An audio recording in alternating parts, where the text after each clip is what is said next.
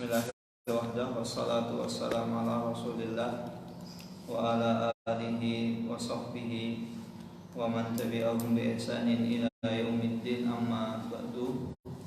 Allahumma shalli sadri wa yassir li rabbal alamin. Saya dirahmati Allah Subhanahu wa taala. Tiada kata yang pantas keluar dari lisan kita kecuali ucapan syukur kita kepada Allah Subhanahu wa taala. Kemudian salawat dan salam tak lupa kita curahkan, kita haturkan kepada suri tauladan kita, uswah hasanah kita, Nabi Muhammad sallallahu alaihi wasallam. Kemudian saya dirahmati Allah Subhanahu wa taala. Pembahasan kita pada pagi hari ini menjelang siang masih seputar pembatal Islam seseorang, yang mana seseorang ketika melakukan amalan tersebut maka dia bisa keluar dari agama Islam. Pada pertemuan sebelumnya telah kita bahas tentang menyekutukan Allah Subhanahu wa taala.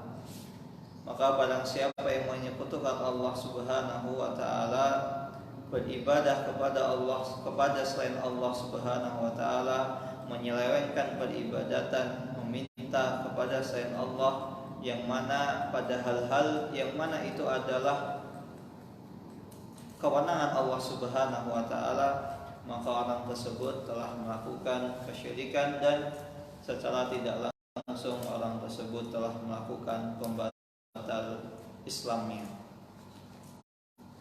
Namun jika kita dapati orang tersebut, kita tidak serta-merta boleh untuk langsung mengkafirkannya. Kita harus tabayyun terlebih dahulu, iqamatul hujjah. Siapa tahu orang tersebut itu belum tahu, atau orang tersebut itu tidak memungkinkan untuk mengetahuinya. Maka kita iqamatul hujjah, kita dakwahi orang tersebut, kita ajarkan, kita paparkan dengan cara baik dan santun. Kemudian ketika ternyata orang tersebut itu masih tetap saja misalnya ngeyel, tidak percaya, atau masih saja melakukan amal perbuatan kesyirikan tersebut, maka itu urusannya bukan kita. Kita ini sebagai dai, kita ini hanya sebagai orang yang menyeru, mendakwahi, mengarahkan. Sedangkan masalah laqab itu urusannya adalah hakim, seorang qadhi. Pada pertemuan selanjutnya ini kita akan membahas tentang pembatal keislaman seseorang, poin kedua, yaitu seseorang yang menjadikan antara dia dan Allah Subhanahu wa taala wasilah, perantara, yang mana dengan perantara tersebut dia meminta, memohon pertolongan kepada Allah Subhanahu wa taala dan bertawakal melalui perantara tersebut, yang mana hal-hal tersebut itu dalam perkara ibadah. Maka para ulama telah bersepakat bahwasanya barang siapa yang melakukan hal tersebut maka dia telah keluar dari agama Islam. Mengapa mereka menjadikan perantara atau menggunakan wasilah? Misal kalau bahasa kita ini, kita istilahnya adalah pakai orang dalam. Maka mereka disebabkan keyakinan mereka, syubhat-syubhat mereka, yang insya Allah nanti akan kita bahas satu persatu biidznillah ta'ala. Dan ditambah yang lain, bahwasanya mereka meyakini ketika kita ingin beragama, kita butuh perantara. Maka ketika ada orang yang mengatakan, baik, ketika kita beragama kita butuh perantara. Perantara yang bagaimana yang engkau maksud? Apabila seseorang mengatakan maksud saya di sini perantara adalah seorang perantara yang mana ia bisa menyampaikan risalah kenabian antara Allah dengan manusia. Maka ketika ada orang yang mengatakan seperti itu, maka kita katakan benar. Karena sesungguhnya kita ini tidak bisa beragama Islam secara sempurna kecuali lewat perantara. Siapa itu? Rasulullah Shallallahu Alaihi Wasallam. Karena Rasulullah SAW ini adalah Rasul, atau Rasul itu kan utusan, perantara, yaitu perantara antara kita dengan Allah Subhanahu Wa Taala dalam penyampaian risalah kenabian. Kita nggak mungkin bisa tahu agama Islam ini kecuali dari Rasulullah SAW atau dari para nabi. Kita nggak ngerti sholat itu seperti apa kalau kita tidak membaca hadis-hadis Nabi, kita tidak mempelajari hadis-hadis Nabi, dan kita juga tidak tahu bagaimana sikap seorang suami ketika bermuamalah kepada istrinya, kecuali kita membaca sirah Nabi Muhammad SAW atau membaca hadis. Bagaimana Rasulullah SAW bergaul kepada para istri-istrinya, kepada para sahabat, kepada bawahannya, dan begitu pula kepada musuhnya. Kita pengen tahu perantara agar kita ini, amalan kita ini mencocoki apa yang Allah Subhanahu Wa Taala inginkan. Maka ketika ingin menyempurnakan agama Islam ini, ingin mengetahui agama Islam ini, tidak ada cara selain kita lewat perantara, yaitu Rasulullah SAW. Baca Al-Quran, karena Al-Quran itu adalah firman Allah Subhanahu Wa Taala yang disampaikan Allah kepada malaikat Jibril, kemudian malaikat Jibril menyampaikannya kepada Rasulullah SAW. Maka ketika yang dimaksud perantara seperti ini, maka kita katakan benar. Pasti seseorang itu ingin beragama, ya harus lewat perantara, lewat perantara Rasulullah SAW atau malaikat dalam memahami Al-Quran. Kemudian hadis Rasulullah SAW bersabda, maka kita perlu menggunakan perantara. Namun jika seandainya yang dimaksud dengan perantara di sini adalah seseorang menjadikan perantara dalam perkara ibadah antara kita dengan Allah Subhanahu Wa Taala, bahkan mereka mewajibkan kepada seseorang ketika dia hendak beribadah kepada Allah Subhanahu Wa Taala atau meminta kepada Allah Subhanahu Wa Taala, kita harus lewat perantara. Kalau seandainya seseorang beribadah tanpa lewat perantara, tanpa lewat perantara ini yang menyampaikan kepada Allah Subhanahu Wa Taala, atau seseorang ketika bertawakal kepada Allah harus lewat perantara, maka seperti ini adalah tidak tepat. Yang pertama, kenapa? Allah Subhanahu Wa Taala sendiri telah membantah, ud'uni astajib lakum, berdoalah kalian kepadaku, maka sesungguhnya aku akan mengijabahi doa kalian. Dalam surat Al-Ghafir ayat 60, Allah mengatakan, ud'uni astajib lakum, doa langsung kepadaku, maka aku akan mengijabahi doamu. Minta langsung, beribadah langsung kepada Allah Subhanahu Wa Taala, maka Allah Subhanahu Wa Taala akan mengijabahi keinginan kita dan permohonan kita. Maka ketika seperti ini, menjadikan perantara dalam beribadah antara kita dengan Allah Subhanahu Wa Taala, sehingga ketika kita menggunakan perantara dalam ibadah, secara tidak langsung kita menyelewengkan peribadatan kita yang harusnya kepada Allah malah kepada berhala, kemudian kepada jin, pohon yang dikeramatkan dan lain sebagainya.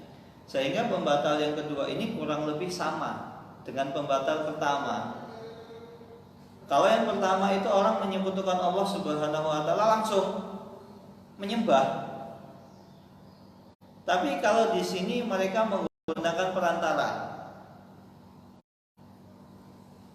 dan Allah Subhanahu Wa Taala telah membantah orang-orang yang beranggapan bahwasanya kami di sini ketika beribadah kami tetap beribadah kepada Allah Subhanahu wa taala.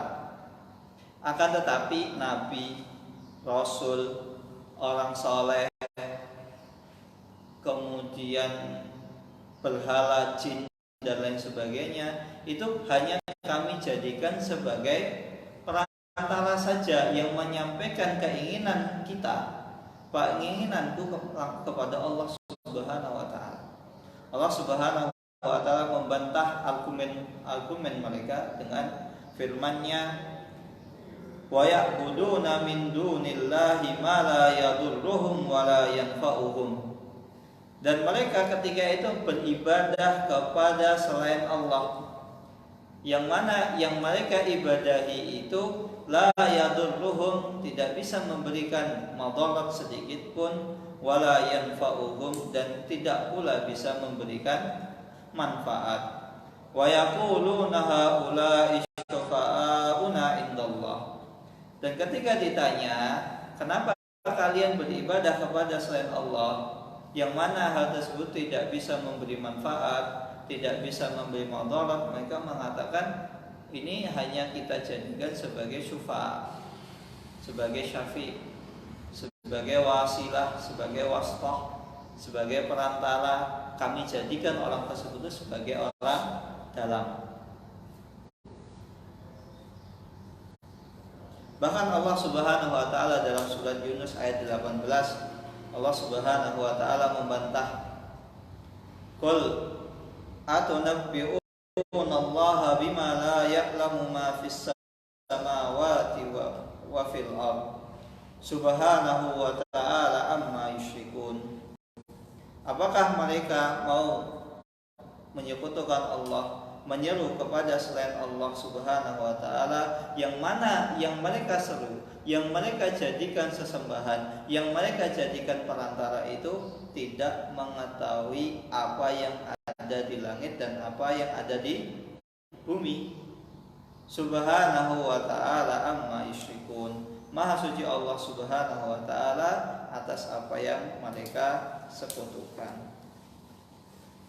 Maka ini tidak tepat ketika seseorang menganggap wasilah perantara di sini sebagai kami tidak menyembah mereka, kami hanya menjadikan wasilah yang menyampaikan keinginanku, keinginan kita kepada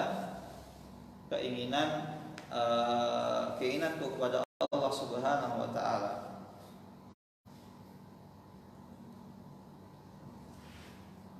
Bahkan terkadang mereka ada sebagian yang menyembelih, bernadar, menyembelih sembelihan untuk ya tadi beralasan kami menyembelih sembelihan ini di samping patung Lata Uzza. Tujuannya itu bukan kita menyembah Lata dan Uzza, tapi tujuannya adalah kita ini pengen mendekatkan diri kepada Allah Subhanahu wa taala dengan menyembelih sembelihan tadi, yang mana sembelihan tersebut itu tujuannya untuk Allah. Sembelihannya ini coba dengan tujuannya saya menyembelih itu untuk Allah, tapi saya sengaja menyembelihnya di dekat mana Lata dan Uzza, berhala tadi, karena berhala ini Lata dan Uzza orang soleh, sehingga saya menginginkan orang-orang soleh ini, wakil-wakilnya Allah Subhanahu wa ta'ala di bumi ini, menyaksikan bahwasanya kita menyembelihnya untuk Allah, bukan untuk berhala. Nah, subhannya bagus kan? Kita nggak menyembah kepada patung, kita tetap menyembah kepada Allah. Saya nyembelih juga untuk Allah, tapi saya nyembelihnya itu dekat di tempat patung tadi, karena patung tadi adalah orang-orang soleh. Seperti ya keyakinan orang kafir Quraisy, atau misalnya saya nyembelih ini di dekat misalnya pahlawan siapa atau kiai siapa gitu. Kalau seandainya para pahlawan ini dan para kiai tersebut masih hidup, belum tentu mereka itu, bahkan bisa jadi mereka menolak. Bagaimana mungkin mereka dijadikan sekutu selain Allah Subhanahu wa taala. Dan mereka berdalil dengan wasilah di sini perantara, berdalil dengan firman Allah Subhanahu wa taala dalam surat Az-Zumar ayat ketiga. Walladzina ittakhadhu min dunillahi dunihi awliya ma na'buduhum illa liyuqarribuna ilallahi zulfa. Adapun orang-orang yang menjadikan selain Allah Subhanahu wa taala tandingan dari para wali, yang mereka jadikan tandingan di sini maksudnya adalah perantara. Mana buduhum, kami tidak menyembah mereka, kami hanya menjadikan perantara orang soleh tadi, illa liqarribuna ilallahi zulfa, hanya untuk sebagai perantara agar Allah Subhanahu wa taala lebih menerima ibadah kami. Bahkan mereka menjadikan wasilah. Wasilah di sini tidak tepat karena mereka adalah sama seperti al-musyrikul awwalun. Orang-orang musyrik awal mereka seperti itu. Mereka menjadikan patung-patung itu enggak disembah. Bahkan mereka tahu yang memberi rezeki itu adalah Allah. Kan sudah kita jelaskan bahwasannya orang kafir Quraisy itu meyakini tauhid rububiyah. Mereka yakin dengan tauhid rububiyah, akan tetapi mereka menyembahnya kepada selain Allah. Maka dikatakan orang kafir Quraisy, walaupun mereka meyakini tauhid rububiyah, mereka tidak dikatakan sebagai orang yang bertauhid, tetap musyrik, tetap kafir. Jika kita tanya kepada Abu Jahal, Abu Lahab, Al-Walid Ibnu Mughirah, mereka mengatakan, kalian menyembah patung? Enggak, kami tidak menyembah patung. Kami hanya menjadikan patung-patung ini sebagai wasilah. Maka sama, sejatinya sama hujahnya, syubhatnya orang musyrik zaman sekarang, orang yang menyembah patung, menjadikan perantara orang soleh, kuburan dan lain sebagainya sebagai wasilah, sebagai perantara, sama hujahnya seperti orang-orang kafir zaman dahulu. Nah, karena hujah ini sudah terbantah, akhirnya mereka pintar. Mereka berdalil dengan sebuah ayat Al-Quran. Maka bisa kita katakan di sini, tidak setiap orang itu yang berdalil dengan Al-Quran pasti benar. Oh, ada orang, ada kok dalilnya. Dalilnya apa? Al-Quran surat sekian ayat sekian. Berarti benar kan? Buktinya apa? Buktinya ada ayatnya. Ayatnya bagaimana? Ayat yang mereka jadikan ketika beribadah itu sebagai perantara adalah surat Al-Maidah ayat 35. Ya ayyuhalladzina amanu taqullah. Wahai orang-orang yang beriman, ittaqullah. Hendaklah kalian bertakwa kepada Allah. Wabtaghu ilaihil wasilah. Dan carilah wasilah, perantara kalian kepada Allah Subhanahu wa ta'ala. Wajahidu fi sabilihi la'allakum tuflihun. Dan berjihadlah kalian di jalan Allah Subhanahu wa ta'ala, semoga kalian la'allakum tuflihun, semoga kalian itu beruntung. Nah, mereka menjadikan wabtaghu ilaihil wasilah. Oh, artinya apa? Ketika kita beribadah kepada Allah Subhanahu wa ta'ala harus ada wasilah, harus ada perantara. Menggunakan dalil surat Al-Maidah ayat 35.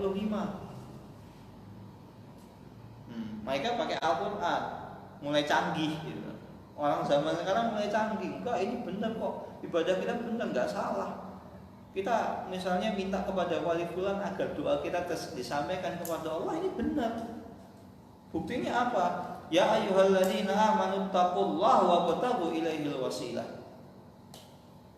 Wabtaghu ilaihil wasilah di sini perintah untuk mencari wasilah. Maka permasalahannya adalah Allah Subhanahu wa taala dalam surat yang lain itu sudah dibantah. Ulaikal ladzina yad'una yabtaghuna ila rabbihimul wasilata ayyuhum aqrabu wa yarjuna rahmatahu wa yakhafuna adabah. Dalam surat Al-Isra ayat 57. Nanti insyaallah kita masuk step by step ya. Nah, kita katakan di sini mereka menjadikan wasilah di sini adalah perantara. Sehingga mereka meyakini, menafsirkan bahwasannya ketika kita beribadah kepada Allah itu harus ada perantara. Jika yang dimaknai tadi yang pertama, kita tidak bisa memahami berislam secara menyeluruh kecuali lewat Rasulullah SAW, itu benar. Atau lewat Nabi, itu benar. Tapi ketika seseorang beribadah kepada Allah harus lewat perantara, berdoa harus menyampaikan kepada perantara tersebut kemudian kepada Allah, maka itu nggak benar. Ada sebagian orang berdoa, ya Rasulullah, turunkanlah hujan. Atau seseorang, ya Rasulullah, sampai aku minta turunkan hujan. Ya Rasulullah, sampaikan permohonan kami kepada Allah agar menurunkan hujan. Itu nggak benar juga. Karena di sini tidak ada satupun para ulama, para ahli tafsir, mereka menerjemahkan wasilah di sini adalah sebagai perantara. Bahkan para ulama ketika ditanya wa batagu ilaihil wasilah, mereka menerjemahkan dengan at-ta'atu wa taqarrubu ilallahi bi ibadatihi. Carilah wasilah, maksudnya adalah perantara, itu adalah ketaatan. Hendaklah kalian mentaati Allah Subhanahu wa taala. Maka wasilah di sini maknanya adalah ketaatan, yaitu dengan menjalankan setiap apa yang Allah Subhanahu wa taala perintahkan dan menjauhi apa-apa yang Rasulullah SAW dan Allah Subhanahu wa taala larang. Itulah wasilah, itulah perantara yang mana seseorang bisa menyelamatkan seseorang dari siksa api neraka. Bukan wasilah maksudnya perantara, menyampaikan doa, menyampaikan permohonan, menyampaikan lain sebagainya, itu nggak tepat. Maka ketika ada seseorang yang berdalil dengan Al-Quran, perlu kita cek makna seperti ini jenengan dapat dari mana, bapak dapat dari mana, tafsirnya siapa. Maka bisa jadi itu ditafsirkan seenak modele dewi kalau kata orang. Karena apa ya, menurut hawa nafsu saya begini, enggak. Padahal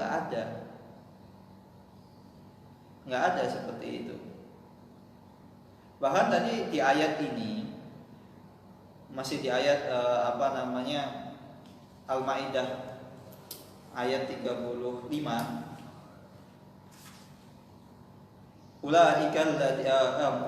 Al-Isra ayat 57. Ulaikal ladzina yad'una yabtaguna ila rabbihimul wasilata ayyuhum aqrabu wa yarjuna rahmatahu wa yakhafuna adabah. Di sini secara tidak langsung Allah Subhanahu wa taala membantah bahwasanya orang-orang yang beribadah yang menjadikan para malaikat sebagai wasilah, menyembah para malaikat baik dari kalangan bangsa Arab ataupun selainnya, dan orang-orang yang menyembah kepada Al-Masih min Nasara, ini Allah Subhanahu wa taala bantah. Bagaimana mungkin bahwasannya mereka menyembah kepada selain Allah? Ayyuhum aqrabu wa yarjuna rahmatahu wa yakhafuna adabah. Dan yang lebih unik lagi, fa kaifa yattakhiduna alihatan ya'buduna ma Allah.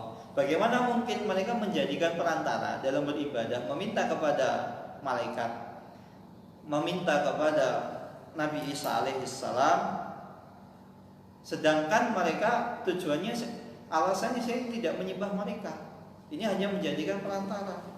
Bagaimana mungkin? Kalau misalnya perantara, ya ketika masih hidup, bukan ketika sudah meninggal, sudah wafat. Nggak mungkin.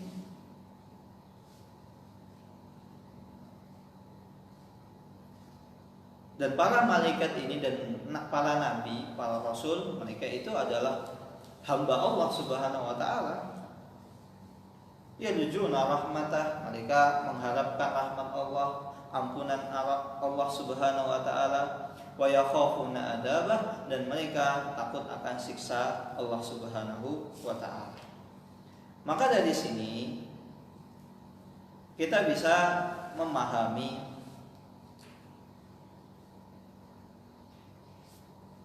orang-orang ketika menjadikan malaikat, nabi dan lain sebagainya itu sebagai perantara, sejatinya itu bukan perantara yang dibenarkan oleh syariat.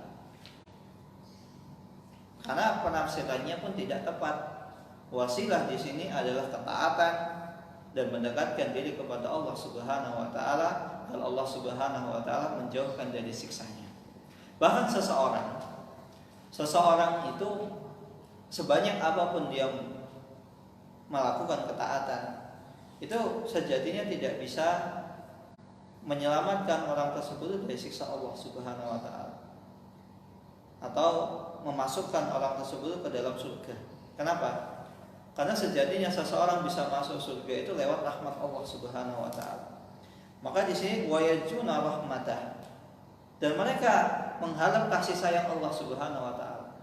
Sebanyak apapun seseorang berbuat amal kebaikan, nggak bisa orang tersebut itu masuk surga karena amalannya. Karena apa? Seseorang masuk surga itu karena berkat rahmat Allah Subhanahu wa taala, kasih sayang Allah Subhanahu wa taala. Lantas untuk apa seseorang itu beramal, berbuat baik, beramal sebanyak-banyaknya? Nah, amal di sini adalah salah satu manfaatnya agar ketika seseorang beramal sebanyak-banyaknya untuk meraih rahmat Allah Subhanahu wa taala, meraih ridho Allah Subhanahu wa taala.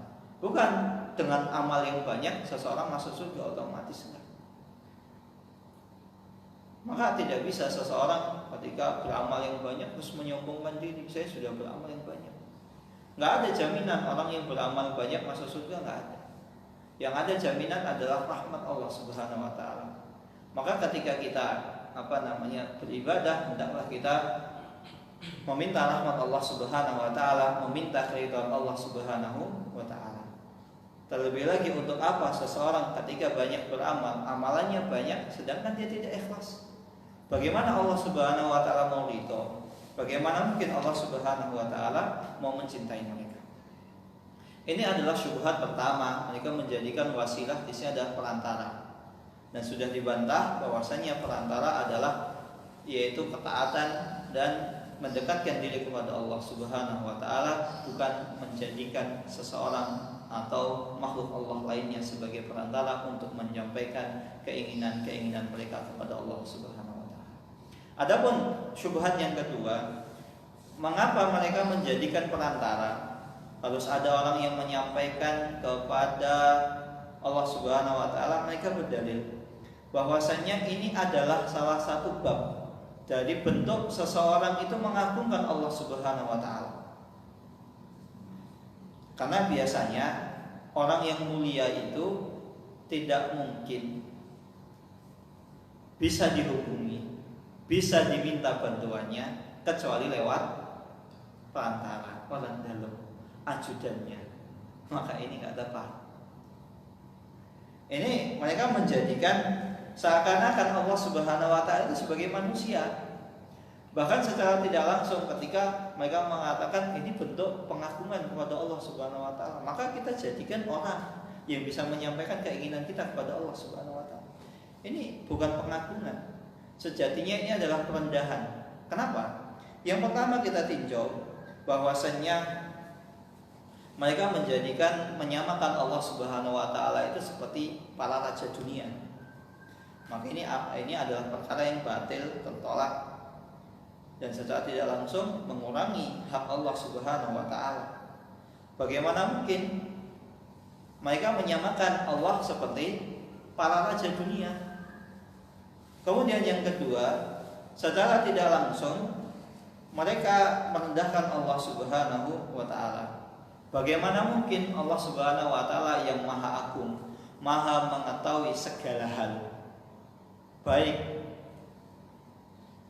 yang kasat mata maupun tidak, yang bisa kita lihat maupun tidak. Allah Subhanahu wa taala tahu. Bahkan ketika Khalil bisik-bisik pada Misbah, Allah Subhanahu wa taala tahu. Sedangkan manusia, saya nggak tahu Khalil ngomong apa kepada Misbah, nggak ngerti saya. Maka ketika Allah Subhanahu wa taala disamakan seperti makhluk, maka ini artinya perendahan. Allah tahu. Antum mau di pojokan bisik-bisik di kegelapan malam lain sebagainya, Allah Subhanahu wa taala tahu. Sedangkan manusia nggak tahu.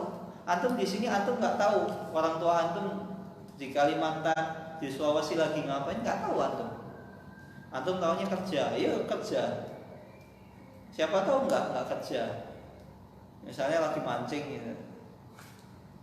Atau lagi apa, atau misalnya lagi jalan-jalan sama adik-adik antum nggak tahu. Maka itu bentuk perendahan Allah Subhanahu wa taala kalau menjadikan dengan alasan pengagungan, padahal sejatinya adalah merendahkan Allah Subhanahu wa taala.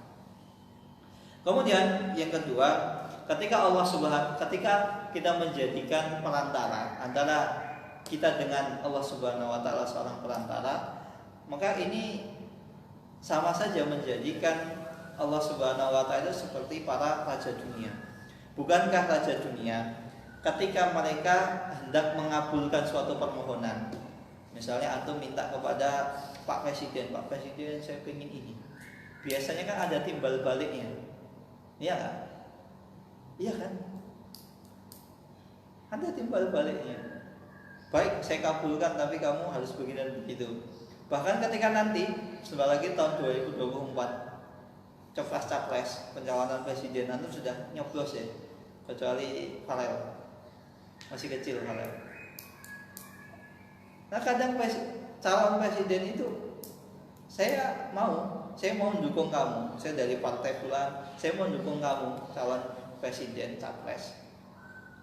Tapi apa yang kamu berikan kepadaku nanti ketika kamu sudah jadi presiden? Sedangkan Allah Subhanahu wa taala tidak seperti itu.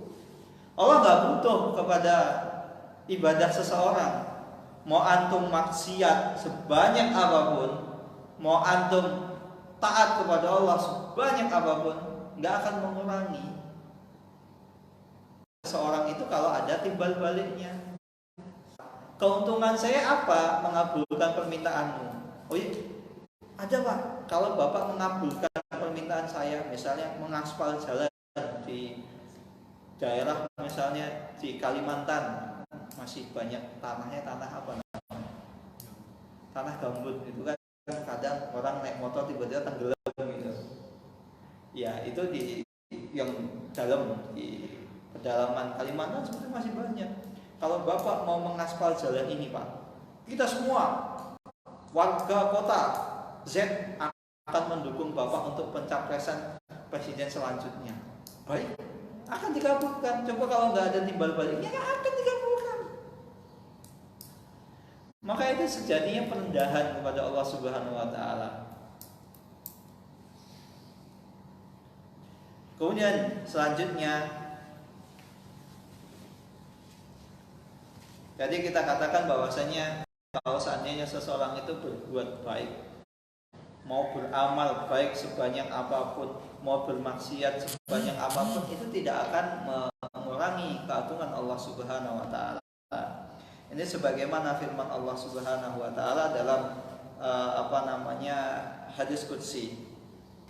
Ya ibadi, law anna awwalakum wa akhirakum wa insakum wa jinnakum. Wahai hamba-hambaku semuanya, jika kalian awwalakum, kalau seandainya orang pertama di antara kalian, siapa itu orang pertama? Nabi Adam. Kemudian wa akhirakum, dan orang terakhir itu siapa? Nggak tahu, kita nggak tahu. Itu hal yang gaib, kita nggak ada yang tahu. Intinya manusia pertama sampai manusia terakhir. Kemudian wa insakum, dan semua manusia, mau manusia yang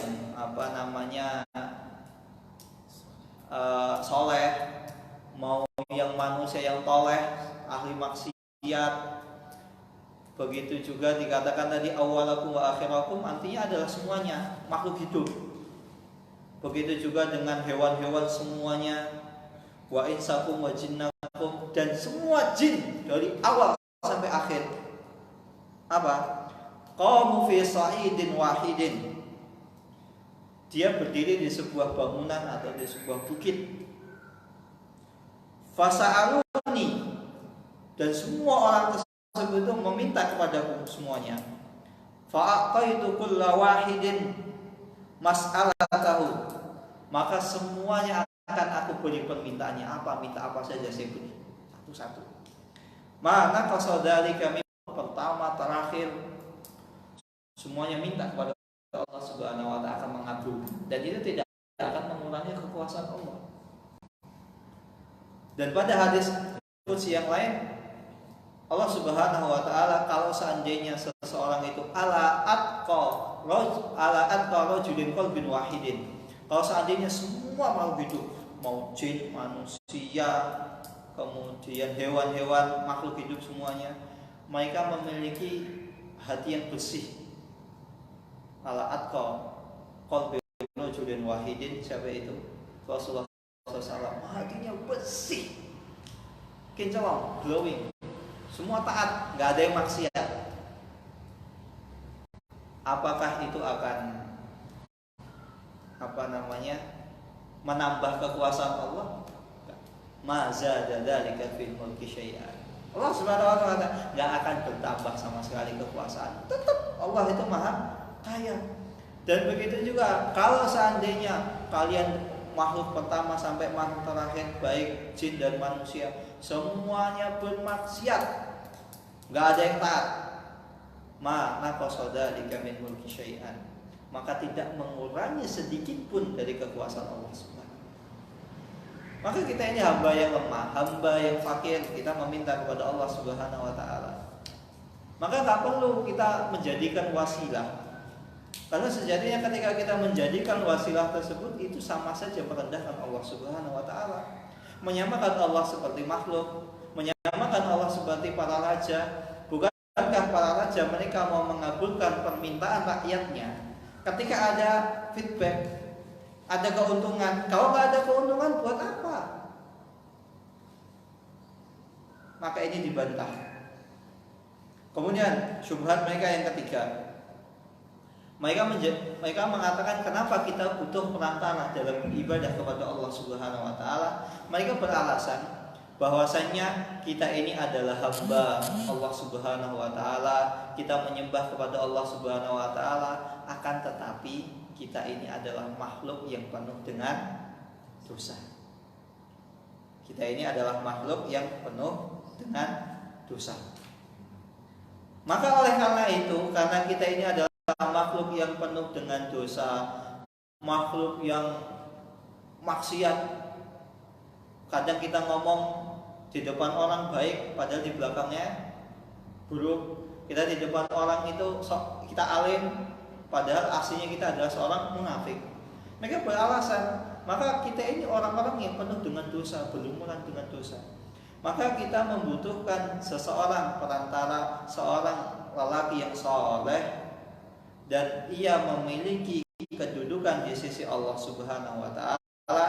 Kemudian kita meminta dari tadi perantara kita, rasul yang saleh, seorang rasul tadi, Nabi Isa misalnya. Kita meminta kepada Nabi Isa alaihissalam agar Allah Subhanahu wa taala lebih mendekat bisa lebih mendekatkan antara kita dengan Allah Subhanahu wa taala. Sehingga Allah Subhanahu wa taala akan memberikan syafaat kepada kita semua. Maka ini dibantah. Bagaimana mungkin hal tersebut akan terjadi? Bukankah Allah Subhanahu wa taala dalam surat Abasa ayat 34 sampai 37 Allah Subhanahu wa taala telah berfirman, yauma yafirrul mar'u min akhi. Pada hari kiamat tersebut seorang laki-laki lari dari saudaranya. Enggak mau, karena apa? Dia takut akan dimintai pertolongan. sedangkan dia menanggung dosanya saja tidak mampu. Wa ummihi wa abi, dan seseorang lari dari ibu dan ayahnya. Karena apa? Takut disalahkan, dimintai pertolongan. Sedangkan mereka tidak bisa menyelamatkan diri sendiri. Wa sahibatihi wa bani, bahkan bukan hanya itu saja, istrinya, anaknya, semuanya lari, nggak mau dekat-dekat. Likullimri'in yauminhum yauma idin sya'nu yughni. Pada hari tersebut setiap manusia itu disibukkan dengan perkara-perkara yang menyibukkan mereka tentang perkara hari kiamat. Nggak mungkin. Kemudian selanjutnya, untuk apa kita menjadikan orang soleh itu sebagai perantara kita? Kalau apa? Kita ini tukang maksiat. Kita ini nggak pernah taat kepada Allah Subhanahu Wa Taala. Nggak ada manfaatnya. Ditambah lagi, kalau seandainya kita ini, memiliki akidah yang nyelem, akidah yang sesat, menyimpang, tidak diingin, tidak sebagaimana yang dibawa oleh Rasulullah SAW. Bagaimana mungkin kita mau Allah Subhanahu Wa Taala selamatkan? Bagaimana mungkin kita mau mendapatkan pertolongan? Sedangkan namanya syafaat, pertolongan itu ada dua. Salah syafaat yang pertama adalah seseorang itu diizinkan oleh Allah Subhanahu Wa Taala. Nabi Muhammad diizinkan oleh Allah enggak? Allah izinkan, bisa memberi syafaat, yaitu syafaat kubro. Yang kedua, syafaat tersebut syaratnya adalah idnullah lil masyhur, yaitu Allah Subhanahu Wa Taala mengizinkan agar syafaat tersebut itu diberikan kepada orang tadi. Nah, pertanyaannya, memang Rasulullah Allah izinkan memberi syafaat. Kedua, apakah Allah Subhanahu Wa Taala mengizinkan Rasulullah untuk memberi syafaat kepada kita? Kepada orang-orang yang menjadikan beralasan kita ini hamba yang penuh dosa, maka kita butuh perantara sehingga nanti dia bisa menolong kita. Permasalahannya, kita ini banyak dosa, banyak maksiat, bahkan bisa jadi akidahnya menyeleweng. Bagaimana mungkin kita diizinkan oleh Allah Subhanahu Wa Taala untuk diberi syafaat tersebut? Kan gak mungkin. Terlebih lagi kita nggak pernah taat, kita kerjaannya maksiat, dan maksiat nggak pernah kita akui, malah kita bangga. Oh, saya habis minjem uang di bank, saya sukses. Oh, saya habis berzina, saya malah tambah kaya raya, kekuasaan saya tambah langgeng. Lah bagaimana? Kita habis maksiat malah sombong. Bagaimana mungkin kita akan mendapatkan syafaat dari Allah Subhanahu Wa Taala? Nggak mungkin Rasulullah SAW bisa memberikan syafaat. Memang Rasulullah bisa memberi syafaat, tentunya dengan izin Allah. Kemudian juga kita juga harus mendapatkan keridhaan Allah. Nah, kalau kita nggak mendapatkan keridhaan Allah, nggak mungkin kita bisa dapat syafaat, bisa Allah tolong. Kita niat, kita tujuannya itu pengen ujur, malah ajur. Kalau kata orang Jawa, niatnya pengen ujur, malah ajur. Niatnya pengen untung, malah tambah hancur. Nggak bisa. Maka harus kita mendapatkan izin diridhoi oleh Allah Subhanahu Wa Taala. Dan begitu pula namanya tawasul. Tawasul itu memiliki syarat. Tawasul itu yang disyariatkan, yang diperbolehkan ada dua. Yang pertama, seseorang itu bertawasul dengan nama-nama dan sifat Allah Subhanahu Wa Taala. Sebagaimana Nabi Ayub alaihissalam, beliau bertawasul dengan nama Allah Subhanahu Wa Taala, Anni massaniyad durru wa anta arhamur rahimin. Dan ini diabadikan oleh Allah Subhanahu Wa Taala dalam surat Al-Anbiya ayat 83. Dan ketika Nabi Ayub alaihissalam ia tertimpa dengan sebuah ad-durru, sebuah musibah, sebuah penyakit, yang mana penyakit tersebut itu nggak sembuh-sembuh. Nabi Ayub alaihissalam berdoa kepada Allah Subhanahu Wa Taala, Ya Allah, wa anta arhamur rahimin, ya Allah Subhanahu wa taala, Engkau adalah zat yang paling berkasih sayang di antara orang-orang yang berkasih sayang. Maka Nabi Ayub alaihissalam di sini bertawasul dengan nama Allah Subhanahu wa taala, yaitu Ar-Rahman dan Ar-Rahim. Dan begitu juga tawasulnya Nabi Yunus alaihissalam ketika di dalam perut hut paus. Fanada fid dhulumati alla ilaha illa anta subhanaka inni kuntu minadh dhalimin. Nabi Yunus alaihissalam bertawasul kepada Allah Subhanahu wa taala dengan nama dan sifat Allah Subhanahu wa taala sehingga Allah Subhanahu wa taala mengabulkannya. Maka kalau misalnya antum bertawasul dengan nama dan sifat Allah boleh. Misalnya ya Razzaq urzuqni, ya Allah yang Maha Pemberi rezeki, berilah aku rezeki. Ya Alim, alimni, wahai yang Maha mengetahui, berilah aku pengetahuan, mudahkanlah aku dalam menghafal Al-Quran. Boleh.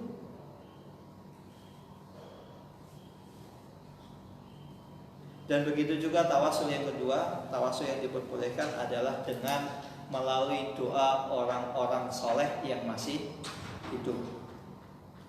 Sebagaimana Umar radhiyallahu taala anhu, beliau bertawasul melalui doanya Abdullah bin beliau bertawasul dengan doanya Al-Abbas bin Abdul Muthalib, yaitu paman Rasulullah SAW, ketika meminta turunnya hujan.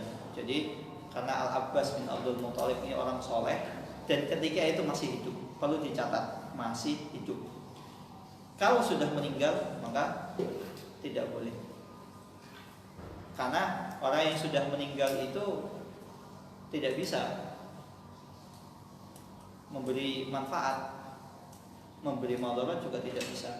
Maka boleh seseorang, misalnya ada seseorang yang misalnya antum lihat orang yang soleh, kiai, ustadz, antum minta doa, ustadz tolong doakan saya kepada Allah agar saya dimudahkan urusannya, itu boleh. Sebagaimana Umar radhiyallahu taala anhu bertawasul melalui Al-Abbas bin Abdul Muthalib. Adapun selain itu maka tidak boleh. Ada bertawasul yang terlarang adalah seseorang itu bertawasul melalui jah. Jah itu kedudukan, sebagai kedudukan orang soleh. Ya Allah, saya bertawasul melalui wali songo, nggak boleh. Ya Allah, saya bertawasul melalui para nabi, nggak boleh. Kalau para nabi itu sudah Allah wafatkan. Ya Allah, saya bertawasul melalui kiai fulan, wali fulan, itu nggak boleh. Karena mereka sudah Allah wafatkan. Atau misalnya antum menemukan jasadnya Nabi siapa, Nabi Daniel misalnya, kemudian antum pegang, saya bertawasul kepada Allah melalui anggota tubuhnya Nabi Daniel alaihissalam, maka itu tidak boleh. Maka seperti ini tidak dibenarkan seseorang itu menjadikan perantara antara dia dengan Allah Subhanahu wa taala, sedangkan Allah Subhanahu wa taala itu meminta ud'uni astajib lakum. Kita ditantang oleh Allah Subhanahu wa taala untuk langsung meminta kepada Allah Subhanahu wa taala. Maka untuk apa kita meminta kepada Allah Subhanahu wa taala? Harus melalui perantara yang mana perantara tersebut itu tidak dibenarkan oleh syariat. Wallahu ta'ala alam bisawab. Ini yang bisa saya sampaikan, kurang lebihnya mohon maaf. Ada pertanyaan di sini? Ya, satu saja.